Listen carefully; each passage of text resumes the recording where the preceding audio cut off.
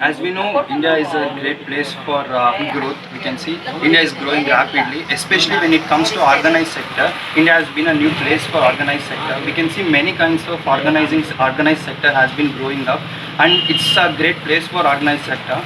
Today we are going to see how Indian economy or Indian sales distribution is done using unorganized sector. We can see majority percentage of Indian economy or Indian sales has been done by unorganized sector. We can say multiple or majority of sales distribution has done through unorganized sector. So today we are going to see how unorganized sector is facing this pandemic situation and how they are going to use their strategies to overcome this situation. Hi ಅಣ್ಣ, ನನ್ನ ಹೆಸರು ಲಕ್ಷ್ಮೀಶಾ ಅಂತ ಹೇಳ್ಬಿಟ್ಟು I am from Reva university. As a assignment I am doing this work. So ಕೆಲವೊಂದು question ಇದೆ ನನಗೆ ಈ situation ಬಗ್ಗೆ. ನಿಮ್ಮ ಪರ್ಸ್ಪೆಕ್ಟಿವ್ ಏನು ಅನಿಸುತ್ತೆ ಹೇಳಿ. ಸೊ ಫಸ್ಟ್ ಕ್ವಶನ್ ಬಂದುಬಿಟ್ಟು, ಇವಾಗ ನಿಮಗೆ ಈ ಸಿಚುವೇಶನ್ ಗೊತ್ತು, ಒಂದೆರಡು ತಿಂಗಳಿಂದ ಈ ಸಿಚುವೇಶನ್ ಫೇಸ್ ಮಾಡ್ತಾ ಇದ್ದೀವಿ. ಈ ಸಿಚುವೇಶನಲ್ಲಿ ನಿಮ್ಮ ಪ್ರಾಫಿಟ್ಸು ಮತ್ತು ನಿಮ್ಮ ಟರ್ನ್ ಓವರಿಗೆ ಯಾವ್ದಾರು ಅಫೆಕ್ಟ್ ಆಗಿದೆಯಾ? ಪ್ರಾಫಿಟ್ ಚೆನ್ನಾಗಿದೆ. ಬಟ್ ಏನಂತಂದರೆ ಟರ್ನ್ ಓವರು ಹೇಳ್ಬೇಕಂತಂದರೆ ಸ್ವಲ್ಪ ಮುಂಚೆಕ್ಕಿಂತ ಇವಾಗ ಸ್ವಲ್ಪ ಕಡಿಮೆ ಆಗಿದೆ. ಪ್ರಾಫಿಟ್ ಚೆನ್ನಾಗಿದೆ. ಮತ್ತು ಈ ಕನ್ಸ್ಯೂಮರ್ ಮೈಂಡ್ಸೆಟ್ಟಲ್ಲಿ ನೀವೇನಾದ್ರು ನಿಮ್ಮ ಚೇಂಜ್ ಕಾಣಿಸ್ತಾ ಇದೆಯಾ ಮುಂಚೆ ಈ ಸಿಚುವೇಶನ್ಗೂ ಮತ್ತು ಈ ಸಿಚುವೇಶನ್ಗೂ? ಈ ಸಿಚುವೇಶನಲ್ಲಿ ಬರೀ ಓನ್ಲಿ ಎಸೆನ್ಷಿಯಲ್ ಪ್ರಾಡಕ್ಟ್ಸ್ ಮಾತ್ರ ಬೈ ಮಾಡ್ತಾ ಇದ್ದಾರೆ ಕಸ್ಟಮರ್ಸು. ಅದು ಬಿಟ್ಟರೆ ಬೇರೆ ಯಾವುದೂ ಬೈ ಮಾಡ್ತಾ ಇಲ್ಲ. ಮತ್ತು ಈ ಸಿಚುವೇಶನ್ ನೀವು ಗೌರ್ಮೆಂಟ್ ಏನಾದ್ರು ಈ ಸಿಚುವೇಶನ್ ನಿಮಗೆ ಹೆಲ್ಪ್ ಮಾಡ್ಬೋದಾಗಿತ್ತು ಅಂತ ನಿಮ್ಗೆ ಅನಿಸುತ್ತಾ? ಹೌದು, ಹೆಲ್ಪ್ ಮಾಡಬೇಕಿದೆ. ಆ ಥರ ಅಂತಂದು ಹೇಳಿದರೆ ಲೈಕ್ ಟೈಮಿಂಗ್ ಅದೆಲ್ಲ ಮುಂಚೆಕ್ಕಿಂತ ಯಾವ ಥರ ಇತ್ತು ಅದೇ ಥರ ಇರಬೇಕಿತ್ತು ಅಂತೇಳಿ ನನ್ನ. ಅಂದರೆ ನೀವು ಪ್ರಾಡಕ್ಟ್ ತರಬೇಕಾದ್ರೆ ಆ ಟೈಮ್ ನಿಮ್ಗೆ ಈಸಿ ಆಗ್ಬೋದಾಗಿತ್ತು. ಸೊ ಆವಾಗ ನಿಮ್ಗೆ ಈಸಿಯಾಗಿ ಸಪ್ಲೈ ಮಾಡ್ಬೋದಾಗಿತ್ತು ಅಂತ ಹೇಳ್ತೀರಾ? ಜನ ಏನಾದರೂ ಬ್ರ್ಯಾಂಡನ್ನು ಪ್ರಿಫರ್ ಮಾಡ್ತಾರೆ, ಇಲ್ಲಾಂದ್ರೆ ಐಟಮ್ ಸಿಕ್ಕರೆ ಸಾಕು ಅಂತ ಯಾವ ಐಟಮ್ ಸಿಕ್ಕರೆ ಸಾಕು ಅಂತಿದ್ದಾರೋ ಅದನ್ನ ಮಾತ್ರ ತಗೊಂಡು ಹೋಗ್ತಾ ಇದ್ದಾರೆ. ಯಾವುದು ಪ್ರಿಫರ್ ಮಾಡ್ತೀವೋ ಅದನ್ನೇ ಕೊಡ್ತಾ ಇದ್ದಾರೆ. ಈ ಸಿಚುವೇಶನ್ನಲ್ಲಿ ನೀವು ಏನು ಸ್ಟ್ರಾಟಜಿ ಯೂಸ್ ಮಾಡ್ತಾ ಇದ್ದೀರಾ ಈ ಸಿಚುವೇಶನ್ ಮ್ಯಾನೇಜ್ ಮಾಡೋಕ್ಕೆ ಅಂತ? ಲೈಕ್ ನಮ್ಮ ಅಂಗಡಿಲಿ ನಮ್ಮಪ್ಪ ನಮ್ಮಮ್ಮ 3 ಜನ ಇದ್ದೀವಿ. 3 ಜನ ಕೂಡ ನಾವು ಟೈಮಿಂಗ್ ಮಾಡ್ಕೊಂಬಿಟ್ಟು ನಾವು ಅದು ಪ್ಲ್ಯಾನ್ ಮಾಡಿಕೊಂಡು ನಾವು ನಡೆಸ್ತಾ ಇದ್ದೀವಿ. ಸೊ ಈ ಸಿಚುವೇಶನ್ ನೀವು ಫೇಸ್ ಮಾಡ್ತಿದ್ದೀರಾ ಅಂತ ಚೆನ್ನಾಗಿ ಕೂಡ ಮುಂದೆ ಕೂಡ ಇನ್ನೂ ಸ್ವಲ್ಪ ದಿನ ಕಂಟಿನ್ಯೂ ಆಯ್ತಾರೆ ಮ್ಯಾನೇಜ್ ಮಾಡ್ತೀರಾ ನೀವು? ಈ ಚಳ್ಳಕೆರೆ ಸಿಚುವೇಶನ್ಗೆ ಬಂದರೆ ಒಂದು 2 ಇಯರ್ಸಿಂದ ನೋಡ್ಬೋದು, ಲೈಕ್ 10-15 ಜಾಸ್ತಿ ಮಾರ್ಟ್ಗಳು ಇಂಥವೆಲ್ಲ ಆರ್ಗನೈಸ್ ಸೆಕ್ಟರ್ ಶಾಪ್ಗಳು ಸ್ಟಾರ್ಟ್ ಆಗ್ತಾ ಇದೆ. ಸೊ ಅದರಿಂದ ಈ ಸಿಚುವೇಶನಲ್ಲಿ ನಿಮಗೇನಾದ್ರು ಪ್ರಾಬ್ಲಮ್ ಅನಿಸಿದೆಯಾ, ಇಲ್ಲಾಂದ್ರೆ ಏನಾದ್ರು ಬೆನಿಫಿಟ್ ಅಂತೀರಾ? ಫಸ್ಟ್ ಲಾಕ್ಡೌನ್ ಅಲ್ಲಿವರೆಗೂ ನಮಗೇನು ಎಫೆಕ್ಟ್ ಆಗಿಲ್ಲ. ಸೆಕೆಂಡ್ ಲಾಕ್ಡೌನ್ ಆದಮೇಲೆ ಮತ್ತೆ ನಮಗೆ ಏನಾದರೂ ಎಫೆಕ್ಟ್ ಆಗಿದೆ. ಯಾವ ಥರ ಮತ್ತು ಫ್ಯೂಚರ್ ಪ್ಲಾನ್ ಏನು ಅನಿಸುತ್ತೆ? ಇನ್ನೂ ಕಂಟಿನ್ಯೂ ಆದರೆ ನೀವೇನು ಮಾಡ್ಬೋದು ಅಂದ್ಕೊಂಡಿದ್ದೀರಾ? ಕಂಟಿನ್ಯೂ ಆದರೆ ಇದು ನಮಗೆ ನಮ್ಗಿಂತ ಕಸ್ಟಮರ್ಸ್ಗೆ ಎಫೆಕ್ಟ್ ಆಗಿದೆ. ಸೊ ಅದು ಮಾತ್ರ ಹೇಳ್ಬೋದು. ಈ ಸಿಚುವೇಶನ್ನು ನಿಮ್ಗೇನು ಪಾಠ ಕಲಿಸಿದೆ ಅಂತ ಹೇಳ್ತೀರಾ ಪರ್ಸ್ನಲ್ ಆಗಿ, ಸ್ಟೋರ್ ವೈಸ್ ಆಗಿ ಕೂಡ ಏನು ಹೇಳ್ತೀರಾ? ಸ್ಟೋರ್ ವೈಸ್ ಆಗಲಿ ಅಂತಂದರೆ ಕಸ್ಟಮರ್ ಮೈಂಡ್ ಸೆಟ್ ಯಾವ ಥರ ಚೇಂಜ್ ಆಗಿಬಿಟ್ಟಿದೆ. ಅದಕ್ಕೆ ಇದಕ್ಕೂ ಅಡ್ಜಸ್ಟ್ ಆಗಿದೆ. ಸೊ ಅವ್ರಿಗೇನು ಎಸೆನ್ಷಿಯಲ್ ಏನು ಬೇಕೋ ಅದು ಮಾತ್ರ ಪರ್ಚೇಸ್ ಮಾಡ್ಕೊಂಡು ಹೋಗ್ತಾ ಇದೆ. For your time. ನನ್ನ ಹೆಸರು ಲಕ್ಷ್ಮೀಶಾ ಅಂತ. ಇವಾಗ ಈ ಸಿಚುವೇಶನ್ 2 ತಿಂಗಳಿಂದ ನೋಡ್ತಾ ಇದ್ದೀರಾ, ಕೊರೋನಾ ಸಿಚುವೇಶನ್ನು. ಅದರಿಂದ ನಿಮ್ಮ ಶಾಪಿಗೆ ಏನು ಎಫೆಕ್ಟ್ ಆಗಿದೆ ಅಂತ ನಿಮ್ಮ ಒಪಿನಿಯನ್ ಹೇಳ್ತೀರಾ? ರೇಟ್ಸ್ ಎಲ್ಲ ರೈಸ್ ಆಗಿದೆ. ನಮಗೇನು ಇದೆಲ್ಲ, ಬಟ್ ಇದು ಹೋಲ್ಸೇಲ್ ಡೀಲರ್ಸ್ ಎಲ್ಲದಕ್ಕೂ ರೈಸ್ ಮಾಡಿರ್ತಾರೆ. ನಾವು ಇಲ್ಲಿ ತೊಗೊಂಬಂದು ಮಾರೋದ್ರಿಂದ ನಮಗೂ ಸ್ವಲ್ಪ ಪ್ರಾಬ್ಲಮ್ಮೇ ಆಗ್ತದೆ. ರೇಟ್ಸ್ ಬಗ್ಗೆ ಐಟಮ್ಸು ಕರೆಕ್ಟಾಗಿ ಸಿಗಲ್ಲ, ಎಲ್ಲ ರೀತಿಯದು ಪ್ರಾಬ್ಲಮ್ಸ್ ಇದೆ. ಸೊ ಇವಾಗ ನೀವು ಹೇಳ್ತಿರೋದೇನೆಂದರೆ ನಾರ್ಮಲ್ ರೇಟ್ಗಿಂತ ಜಾಸ್ತಿ ರೇಟ್ ಆಗ್ತಾಯಿದೆ, ಜೊತೆಗೆ ಐಟಮ್ ಕೂಡ ಸಿಗ್ತಾ ಇಲ್ಲ ಅಂತ ಹೇಳಲ್ಲ ಅಂತೀರಾ. ಆದರೆ ನಿಮಗೆ ತರಕ್ಕೆ ಪ್ರಾಬ್ಲಮ್ ಆಗುತ್ತೆ ಅಂತ ಕೇಳ್ಪಟ್ಟೆ ನಾನು. ಐಟಮ್ಸ್ ಅದೇ ಹೇಳಿದ್ನಲ್ಲ, ರೇಟ್ಸು ಮತ್ತು ಅಲ್ಲಿ ಮೇನ್ ರೋಡ್ಸ್ ಎಲ್ಲ ಮಾರ್ನಿಂಗ್ ಟೈಮಿಂಗ್ಸ್ ಇರುತ್ತೆ. ಆ ಟೈಮಿಂಗ್ಸ್ಗೆ ನಾವು ಹೋಗಬೇಕು, ಆ ಟೈಮಿಂಗ್ಸಲ್ಲೇ ಪರ್ಚೇಸ್ ಮಾಡಬೇಕು.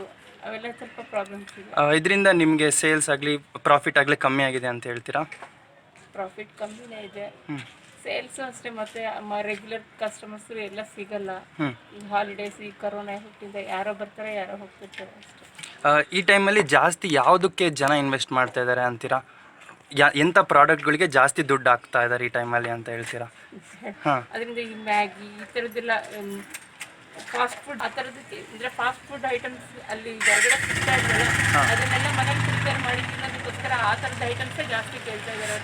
ರೆಗ್ಯುಲರ್ ಪ್ರಾಡಕ್ಟ್ಸ್ ಜಾಸ್ತಿ ಕೇಳ್ತಾ ಇಲ್ಲ. ಓಕೆ, ಈ ಆಟ ಸಾಮಾನು ಇಂಥ ಮಕ್ಕಳು ಆಟೋದಕ್ಕೆ ಅಂಥದಕ್ಕೂ ಕಮ್ಮಿ ಆಗಿದೆ ಅಂತ ಹೇಳ್ತೀರಾ? ಕಮ್ಮಿ ಆಗಿದೆ.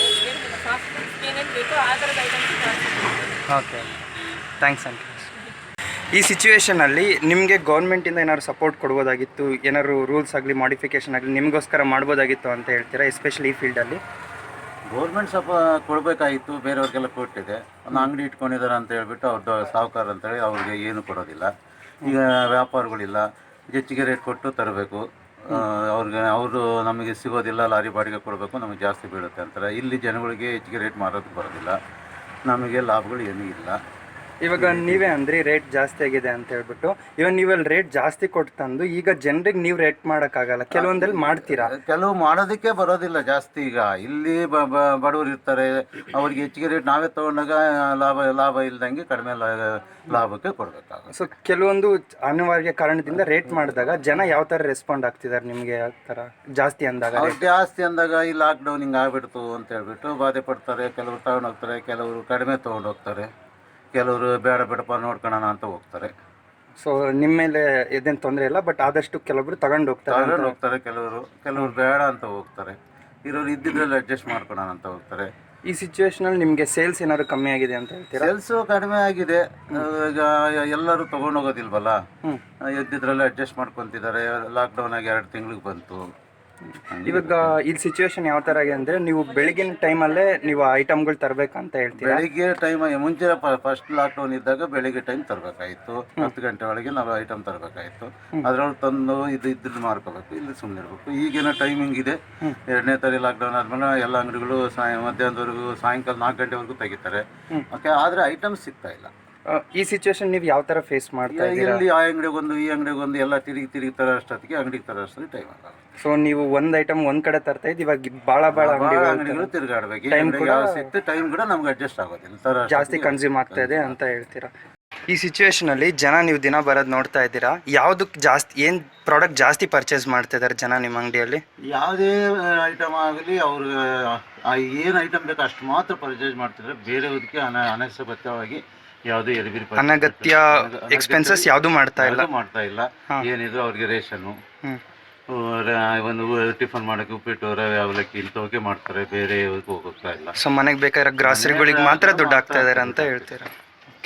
ಈ ಲಾಕ್ಡೌನ್ ಸಿಚುವೇಶನಿಂದ ನೀವೇನು ಪಾಠ ಕಲ್ತಿದ್ದೀರಾ ಅಂತೀರಾ? ಅಂಗಡಿ ಮೂಲಕ ಆಗಲಿ ನಿಮ್ಮ ಪರ್ಸ್ನಲ್ ಆಗಿ ಕೂಡ? ನಾವು ಲಾಕ್ಡೌನ್ ಮೂಲಕ ಏನು ಕಲ್ತಿದ್ದೀವಿ ಅಂದರೆ, ಯಾವುದೇ ಆಗಲಿ ವಸ್ತುಗಳು ಇಟ್ಕೊಂಡಿರಬೇಕು, ಸ್ಟಾಕ್ ಇಟ್ಕೊಂಡು ಕಲಿಬೇಕು. ಜಾಸ್ತಿ ಮಾಡೋದಕ್ಕೆ ಬರೋದಿಲ್ಲ, ಲಾಭ ಹೆಚ್ಚಿಗೆ ತೊಗೊಳಕ್ಕೆ ಬರೋದಿಲ್ಲ, ಕಡಿಮೆ ಲಾಭದಲ್ಲಿ ಮಾಡಿಕೊಂಡು ಹೋಗ್ತಾ ಇದ್ದೀವಿ. ಇದೇ ಥರ ಸಿಚುವೇಶನ್ ಕಂಟಿನ್ಯೂ ಆಗಿದೆ ಈ ಥರ ಲಾಕ್ಡೌನ್ ಅಂತ ಅಂದರೆ ನೀವೇನು ಮಾಡೋಕ್ಕೆ ಪ್ಲ್ಯಾನ್ ಮಾಡ್ಕೊಂಡಿದ್ದೀರಾ? ಏನು ಮಾಡೋಕ್ಕಾಗೋದಿಲ್ಲ. ಇರೋ ಐಟಮ್ ಅಂತ ಮಾರಬೇಕು, ಸುಮ್ಮನೆ ಆಗಬೇಕು. ನಮಗೆ ಲಾಭಗಳಿರೋದಿಲ್ಲ, ನಮಗೆ ತೊಂದರೆ ಭಾಳ ಆಗುತ್ತೆ. ಸೊ ಒಂದು ಸಿಚುವೇಶನ್ ಅಂದರೆ ಎಲ್ಲರ ಥರ ನೀವು ಕೂಡ ಜಾಸ್ತಿ ತೊಂದರೆ ಪಡ್ತಾ ಇದ್ದೀರಿ ಇವಾಗ? Okay, thank you uncle.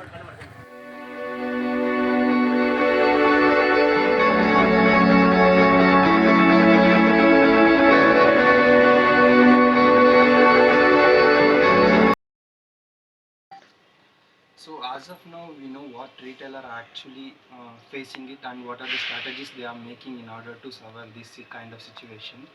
Now we can see the wholesaler perspective. Me and my dad used to work like from pretty long time, and after lockdown I have been in the same shop and I know what things are really happening under wholesaler level. So I'll give you a glimpse of what's happening at wholesaler level and what are the solutions or what are the reasons for the problem which their retailers are facing from wholesalers. When we see at a wholesaler level, one of the major problem which we are facing is we are losing customers. Usually wholesale agency or wholesale shops runs with a customer loyalty. Now what happens, usually when they come to our shop, if they get 20 or 30 items of list, we used to get every products in our shop. But now what's happening, if they get a product list of 20 or 25, they'll be getting 3 or 5 products at a max, because we are not getting proper products to our shop. So by that we are losing customers to other shop. When it comes to wholesaler level, there are higher chances that customer might shift to another shop. So we have seen retailer problem and what are the strategies that they are going. So what are the 3 major problems that retailers are facing is, first one is they are not getting enough time to get their goods to their shop. So that's because of timing. And second one is they are telling about the price. The prices has been increased. And third problem which they are telling is product availability. So as I told earlier, So if we get a list of 25 products, we are not getting 25 products at single shops. They have to roam to different shops to get all those products. There are chances that they might not get most of the products. So problem one, whatever the retailer is telling about the timing, it's not in our hand. It depends on the DC. So district commissioner has to order us. Based on their orders, our working times has been changed. So that's not in our hand. So second problem is prices. What usually happens is when we purchase something or products from the dealers or distributors, we used to get normal discounts from the company. Other than that, we used to get cash discount. Cash discount is something which we get when we pay cash on the same day of delivery.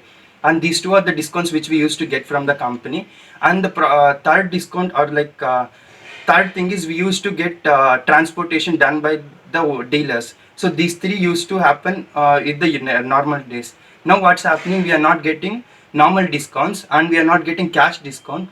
Other than that, we are not getting transportation. So we are supposed to take our private transportation to get the products from the dealers. So because of this, the prices has been increased.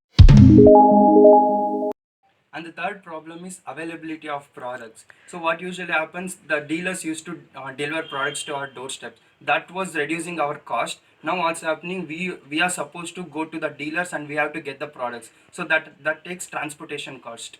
And moreover, the products availability to the dealers has been reduced. So because of that, we are not getting enough products.